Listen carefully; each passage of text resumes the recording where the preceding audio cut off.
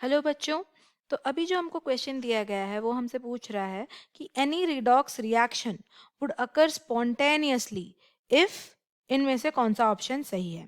तो option A में दिया गया है कि the free energy change delta G is negative, the delta G is positive, EMF of the cell is negative, the cell EMF is positive.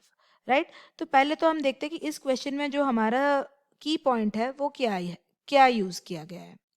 Right. तो जो की पॉइंट है कि कोई भी रिएक्शन को स्पॉन्टेनियस बनाने के लिए, अब स्पॉन्टेनियस का क्या मतलब होता है? स्पॉन्टेनियस मतलब कि एक रिएक्शन बहुत ही जल्दी प्रोडक्ट फॉर्म करे, और ऐसा जल्दी करे कि उसको कोई एक्सटर्नल सपोर्ट की जरूरत नहीं है, वो खुद ही खुद रिएक्शन दिखा रहा है। तो उस रिएक्शन को हम स्पॉन्टेनियस रिएक्शन बोलते हैं। तो उसके लिए एक कंडीशन है कि जो डेल्टा जी या फिर जो फ्री एनर्जी चेंज होता है उसका वैल्यू हमेशा जीरो से कम रहना चाहिए, या तो फिर हम ऐसे लिख सकते हैं कि delta G is equal to negative, negative value होना चाहिए इसका। राइट। तभी हम कह सकते हैं कि वो जीरो से कम है।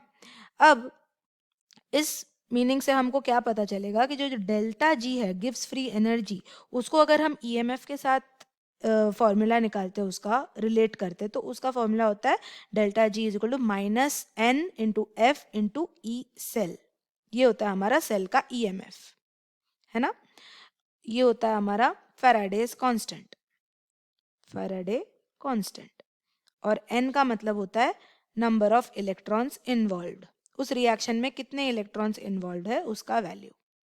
तो इस फॉर्मूला को यूज करके हम क्या कह सकते हैं कि अगर डेल्टा जी का वैल्यू नेगेटिव रहता है तो ई सेल का, एक रिएक्शन को स्पॉन्टेनियस करने के लिए ई सेल का वैल्यू पॉजिटिव रहना चाहिए, क्योंकि इस एंटायर फॉर्मूला में हम देख सकते हैं कि एक नेगेटिव साइन ऑलरेडी है।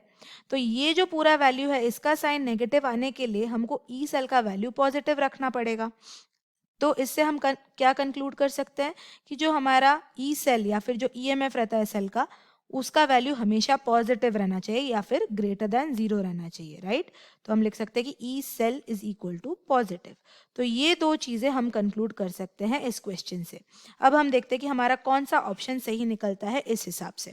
ऑप्शन ए में लिखा है कि free energy change is negative, यानी कि ये करेक्ट है, ऑप्शन ए करेक्ट है, डेल्टा जी पॉजिटिव नहीं हो सकता।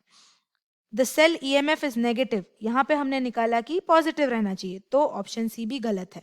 ऑप्शन डी में लिखा है कि the cell EMF is positive, यानी कि option D is also correct. यानी कि हमारा जो सोल्यूशन रहता है इस क्वेश्चन का वो है कि both options A and D R correct, है ना। I hope you understand the solution. Thank you.